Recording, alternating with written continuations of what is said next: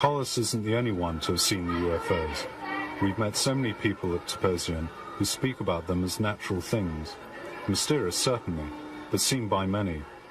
The cathedral has been built above the Aztec pyramid, using the material from it as a testimony to one culture superimposed upon another. Carlos. I think that what we call the UFO phenomenon today is what our fathers have always observed, a phenomenon which belongs to reality, which they've always looked at in a natural way, as something normal, without feeling chosen or anything else. They've known these happenings for centuries. Para ellos es algo ya familiar porque se ha visto durante muchísimos años, tal vez muchísimos siglos. The original tradition, Mayan or Aztec, talks of beings coming from the sky, looking like humans, but with extraordinary abilities and knowledge. For this reason, they were seen as gods, coming from other worlds or from other dimensions of reality.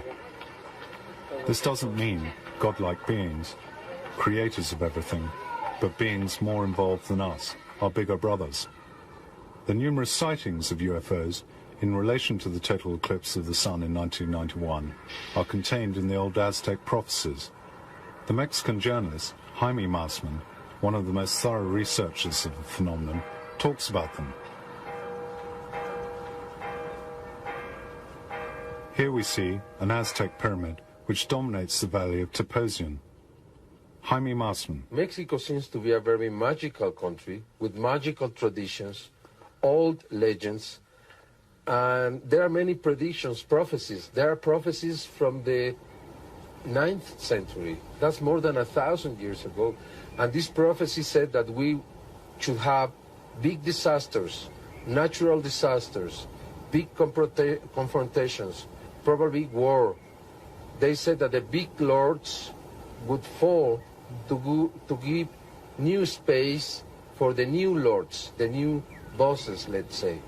And they also said this was the time of the meeting with the masters of the stars.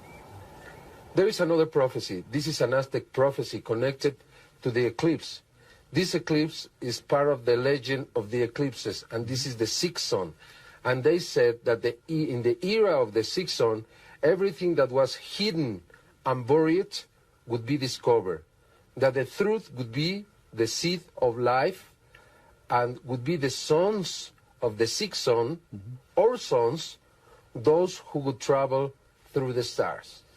And this prophecy is more than 500 years old. It means that there is something magical connected to it. Probably it's from very old past. Probably all these prophecies were done by them to alert us of what was happening and coming. I am really convinced this is real. I am really convinced this is coming from out of space, because the tape, the recording that was made in Metepec by Sara Cuevas proves that there is an extraterrestrial there connected to a very important sighting. That means that these UFOs are maneuvered by these extraterrestrials. These are the pictures of the people from outer space, enhanced on the computer to make them more identifiable.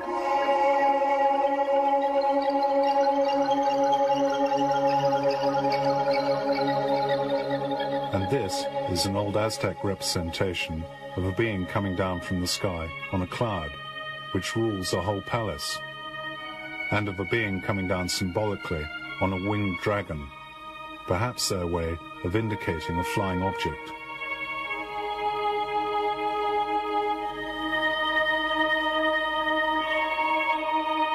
Are they visitors from space?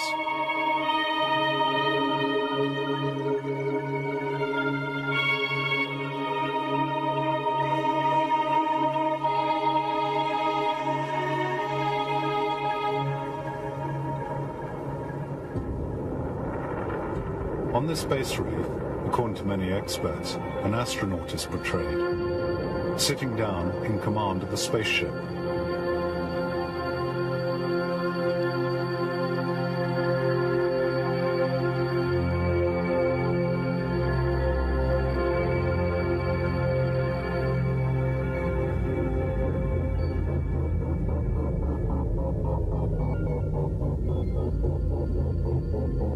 can we say?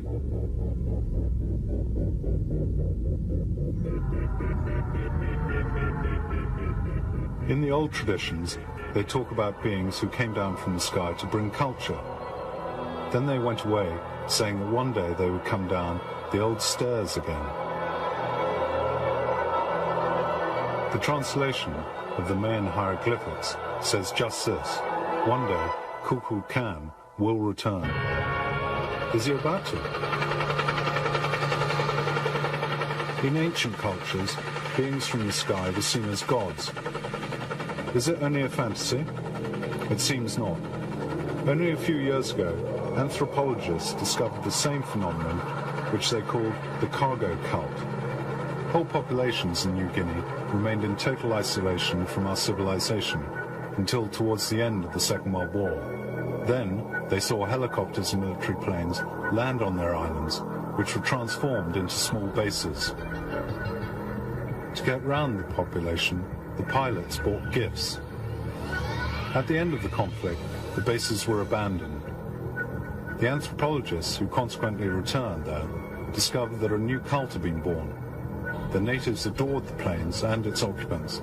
They became gods from the sky. The USA. For generations, the Hopi Indians have handed down the memory of the visit by beings from space, and they portray them like this. They are the Casina, mysterious beings who brought great teachings. For generations, these masked men have been dancing so they'll not be frightened of them when they return.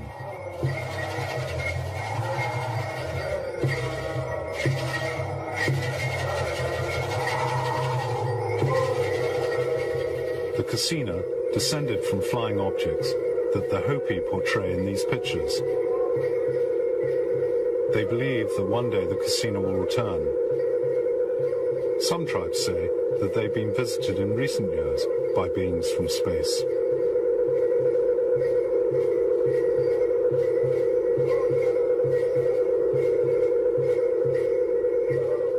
The story of the Kajipo tribe in the Amazon hand down from father to son is the visit of a being from the sky, completely open and friendly, who didn't drink or eat. In one night, he learnt their language and taught them farming and hunting skills.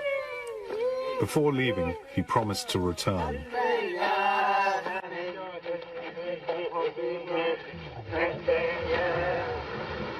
Africa, Mali country of the Dogon, 1946.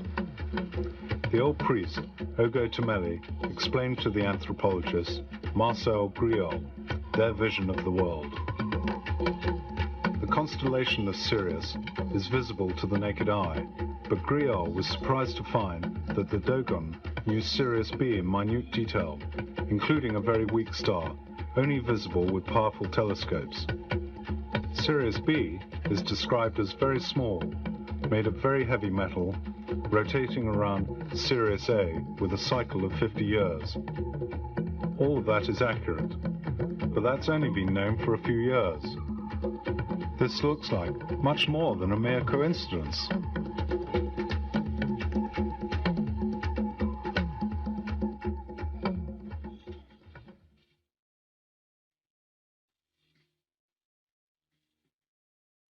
The Dogons say that all has been taught to them by the Neuromo, who came from the stars on an ark, red as fire, but which became white when it landed.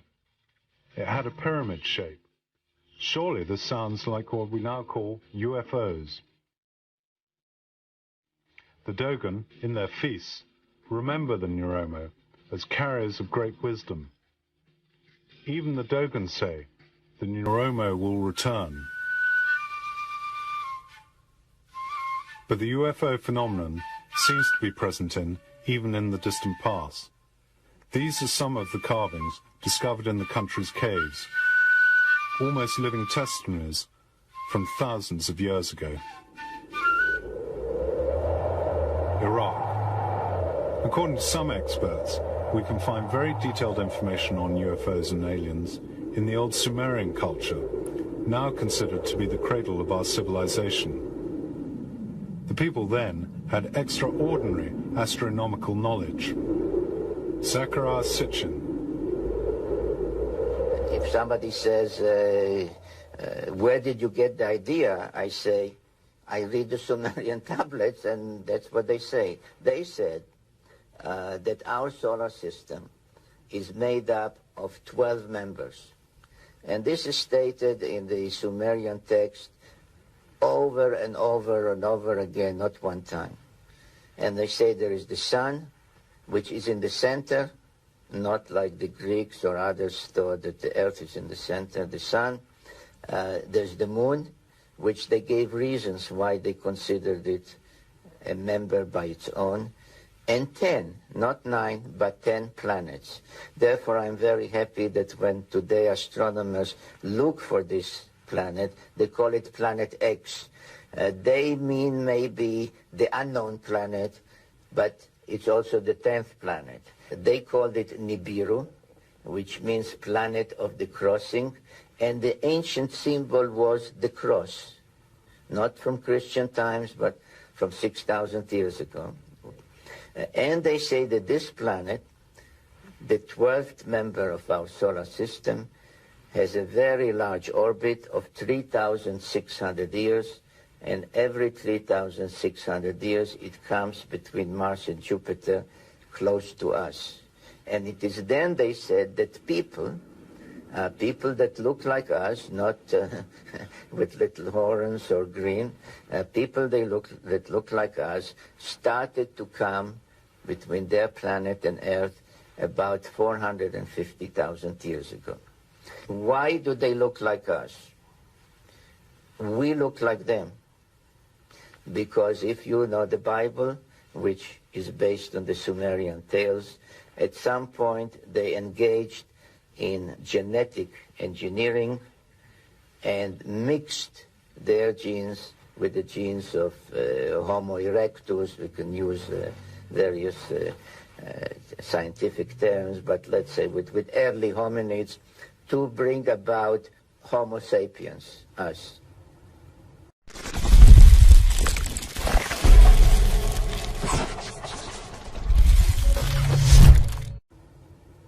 They, Sumerians, call them Anunnaki, which means literally those who from heaven to earth came.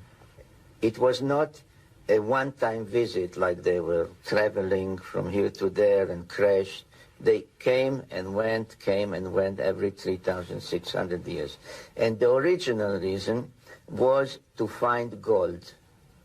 Not for jewelry, not for coins, but to survive on their planet. Because according to all these texts that they dictated to the Sumerians about how it started and why they came and what they did before we knew how to write, that they were losing the atmosphere on their planet. And the atmosphere was the only thing, not only for breathing, etc., but that protected the heat, because the planet goes out very far, it's very cold, but has internal heat, which is protected only by the atmosphere, like a hothouse, like a greenhouse. If you lose the atmosphere, you lose life. So their scientists decided that the only way to protect it is to create a shield of gold particles. And Earth, apparently, is the only planet in our solar system that has gold. All the religions we know about, even the esoteric ones like the Hindu and the Maya, etc., not to speak about the Bible, which speaks about the return of the kingdom of heaven to earth, the second coming, all these expressions. The Jews believe in messianic times. Also, it seems that the memory of mankind all over the world is that they will come back. All the indications, there's the Maya calendar, which comes to a culmination in 2012. Many, many signs that things are about to happen. I cannot tell you now exactly the date. The interesting question is what will happen when they come back? If you check the progress of our civilization, the Sumerians, before the Sumerians, you know, the Neolithic, the New Stone Age, the Mesolithic, etc., it was every 3,600 years. It is as if each time they come, they take a look at us and say, okay, let's give them more knowledge, more civilization. But one time they said it's no good.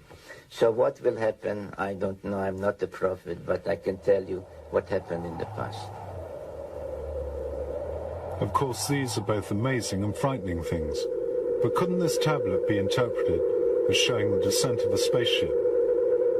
Is it a question of God? Either you say each planet is a little world and has its own God, or you say there's one God for the whole universe. And this is what the Anunnaki believed in. Their God was the God of the universe. And this also comes out in the Bible, especially in the prophets, Jeremiah, Isaiah, etc., of a universal God that encompasses the whole universe. Is this the link between the Sumerians and the ancient Egyptians? The gods were the same. They're called different names, but they were the same Anunnaki. According to the Egyptian religion, they believed that the Pharaoh, being a demigod, half a god, was entitled, after his death, to go on a journey to the afterlife to join the gods on their planet. So the whole Egyptian religion, the whole Egyptian royal life, all the monuments, all the temples were really geared to this one moment when the Pharaoh, dying, was mummified and through a door facing east joined the gods. In my book, I describe the journey not as a mythical journey, but as a real journey to the spaceport of the Anunnaki after the deluge, with which the pyramids are connected as the landing corridor. And it was there that the Egyptian pharaohs wanted to join the gods to travel to the planet. That no pharaoh built the pyramid. The Anunnaki built it as part of a landing corridor to the spaceport in the Sinai. Even in the old Egyptian texts, the descent to Earth of beings from the sky is talked about. This may be surprising, but it's what numerous experts maintain. Monsieur Bouval. Les anciens Égyptiens nous disent que the ancient Egyptians maintained that their ancestors had come from the stars and that they were the descendants of those ancestors, and as part of their heritage would one day return to their native lands, the stars. They said that those stars were in the Orion constellation. From my studies, it seems that the disposition of the pyramids corresponds to the position of the Orion constellation, as it would have been many years ago. I calculated that it goes back to 105,000 BC. Perhaps it was then that something extraordinary happened, which was necessary to record in such a majestic way. Reading the hieroglyphics, there's no doubt in my mind that the beings from the stars reached them at that time. The ancient Egyptians knew astronomy, geometry, construction, etc. It's probable that this knowledge was given to them by those visitors.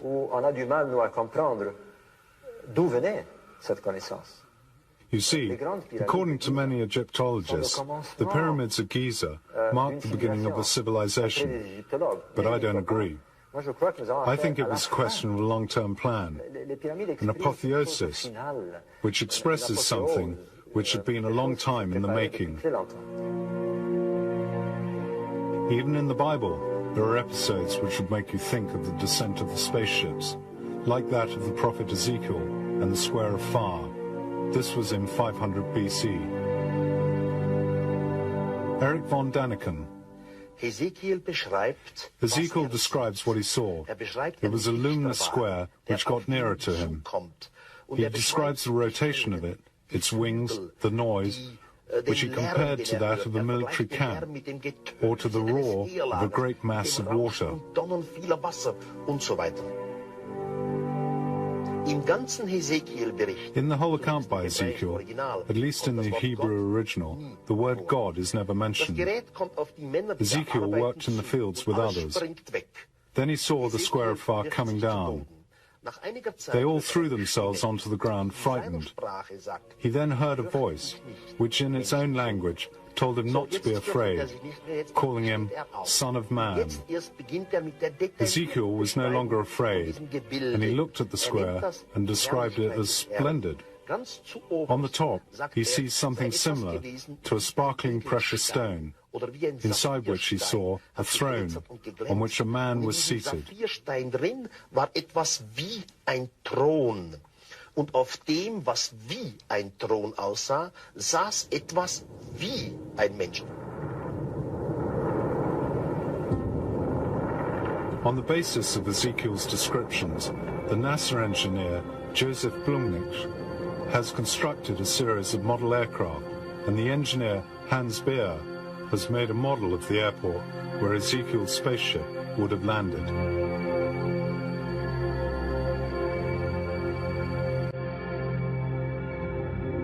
Now we're in India. In the ancient Vedic texts, you can find testimonies of astronauts who've come from other worlds and from other dimensions, who have met beings from different races, exhibiting extraordinary powers.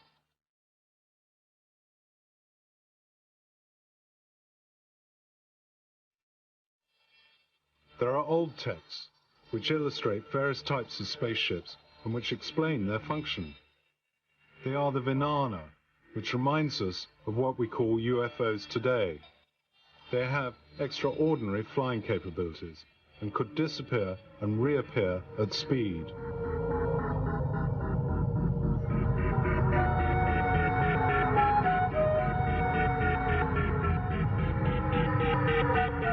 In the ancient texts, they talked about objects as big as whole cities parked in space, and from which smaller armed objects left to wage war with other flying objects. That's what's recounted in many of the old Vedic tales, but you have to read them in a positive, non-mythological way.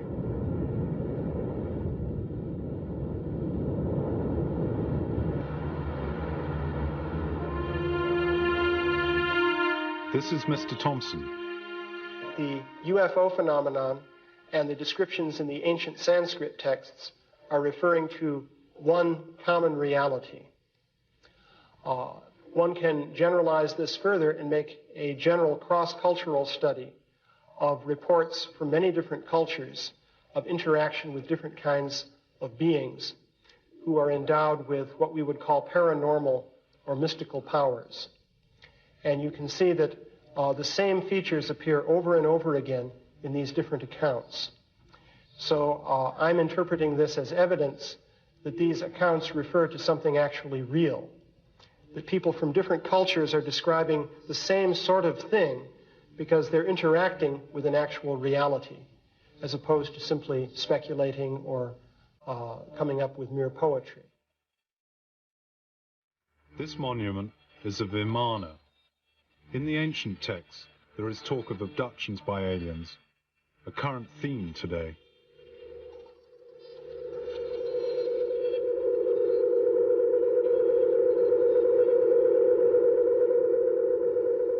If you go to the Mahabharata, which is an ancient Sanskrit text, you can read about the abduction of a man named Duryodhana, who was a king.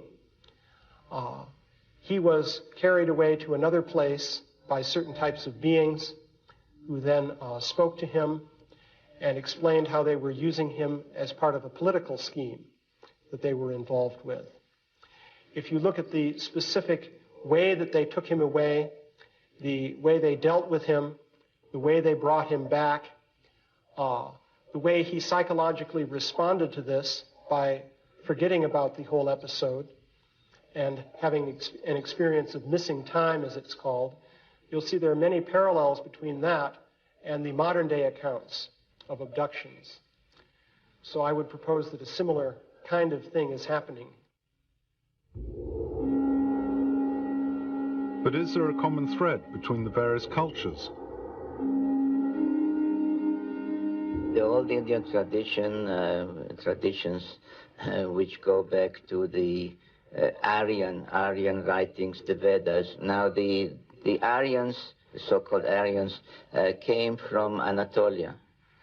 And if you study again all these ancient religions and cultures, you see that they all are versions in their languages, with their names for the gods, of the Sumerian pantheon. All the ancient ones being the Indian ones. So all the Vedic gods, the Aryan gods, you can shift to the Americas if you want. You know, in Mesoamerica, the Aztecs spoke of the chief god Quetzalcoatl. The Mayas called him Kukulkan. Both names meant the same thing. The winged serpent, the serpent with wings, which was the name of the Egyptian god Thoth, which was his name in Sumerian, in the pantheon there. So no matter how you change the names, or in South America, they called him Viracocha, which meant the father creator.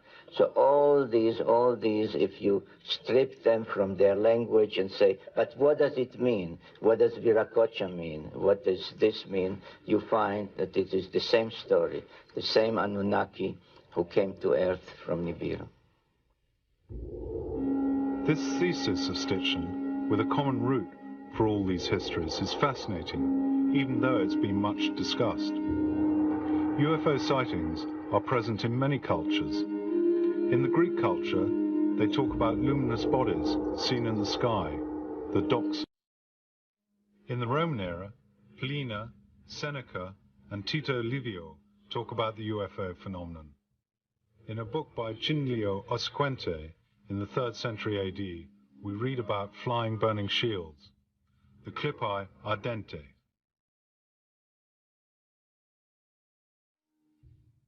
There are also UFOs painted in the Middle Ages and the Renaissance.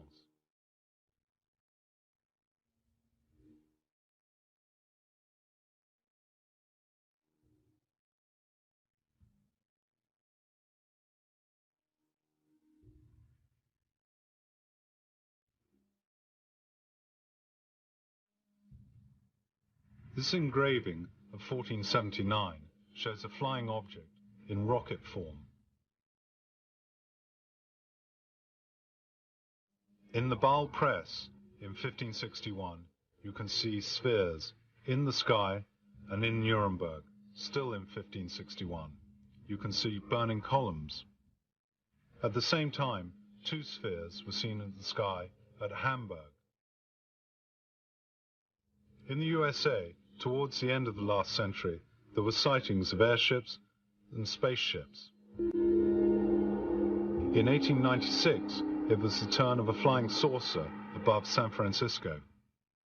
In 1909, this strange flying machine was sighted.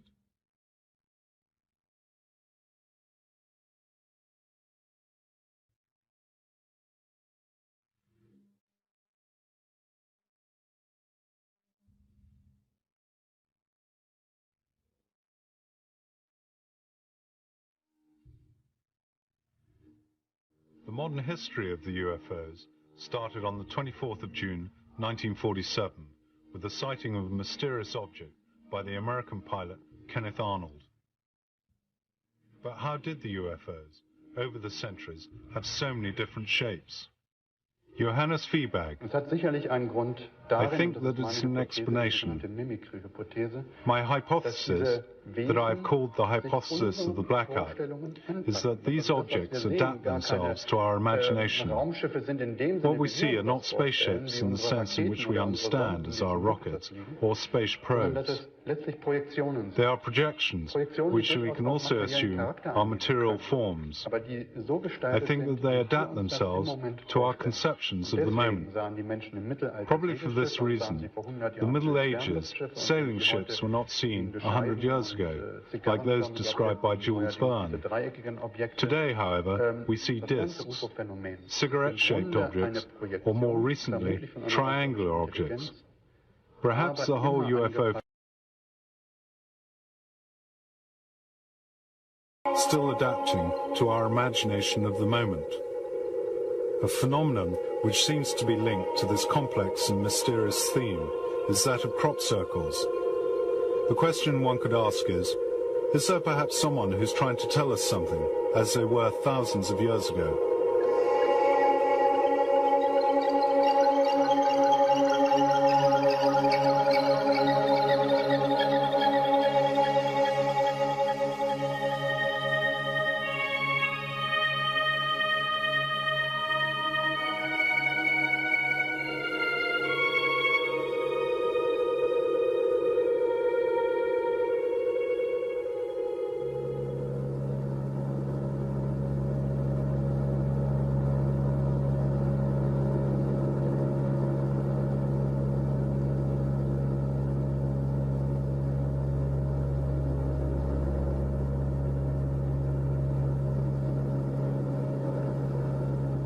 Since the 70s, in southern England, these strange designs have been observed, unexpectedly by night. It was immediately thought of as a hoax, which was true in some cases. But the study of the phenomenon shows that many circles are genuine. An abnormal radioactivity was revealed on the spot and in the lab. A change, the structure of the wheat ears, was examined. What's more, the ear spikes are only bent and not broken. How is this possible? And the fields have obviously been interfered with. Mr. Taylor. They are definitely genuine. I have lots of information to prove that something locks on to a particular thing in the cornfields, and they do this in the dark. What happens, you have a green field, and whatever it is it can see in the dark, to such an extent it will pick a line that your eyes, the human eyes, cannot pick up in the day, lock onto that, and use that as a center point. I have many small circles about this big, right in the middle of the tram lines, and that's about 11 meters away from anywhere, and there are no marks to it at all. And then the crop circle can form any size it wishes from that point onwards. The phenomenon is present in many countries, not just England. All over the world. They're in Russia and as well. We've had Russian people come to England to look at our crop circles to see if they're the same as the ones they have in Russia. We have them in ice lakes. We've had them in Sweden, in Canada. 3 countries altogether where we have enormous rings cut into ice. And the strange thing is the water doesn't freeze over again. It just simply stays with a ring in the middle of this lake. And that's very difficult to understand.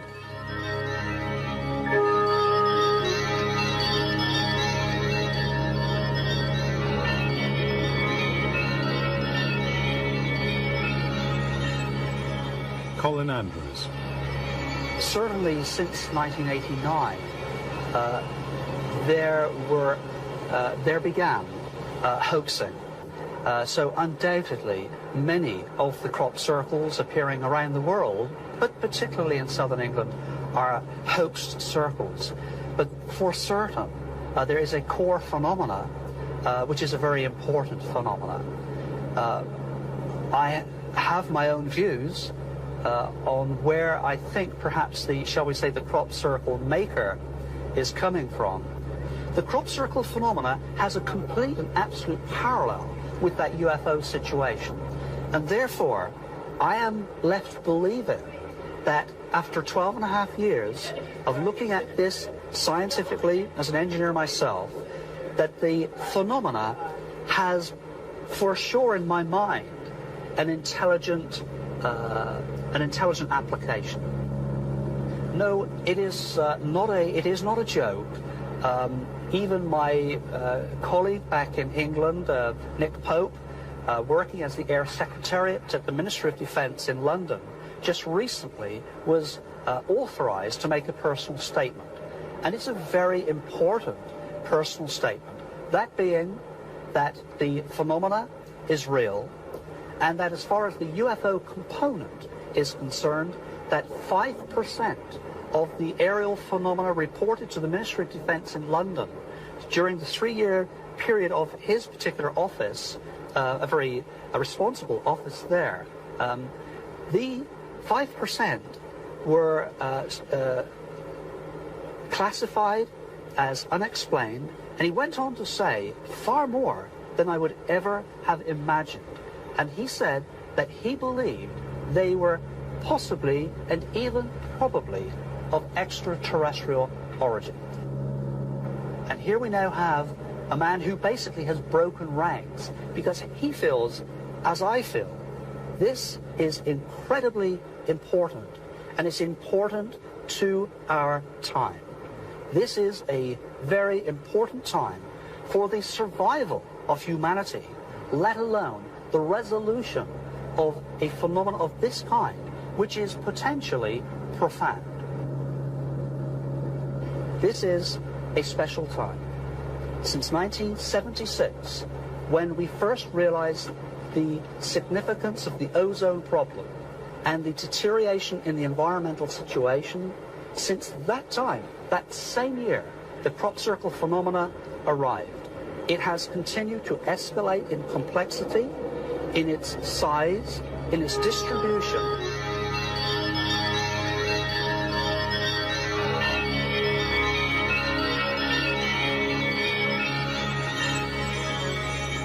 Native Americans can understand some of the crop science.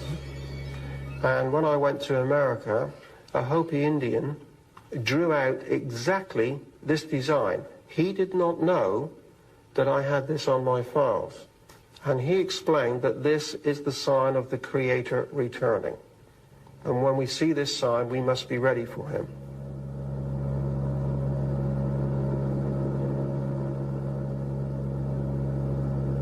We have looked very closely at the building blocks of the crop circle phenomena, and they are identical to those patterns which we have seen in, from the Native Americans, in the Hopi Indians, the Dogon people, the Aborigines. All of the indigenous peoples have drawn these same patterns for many, many years.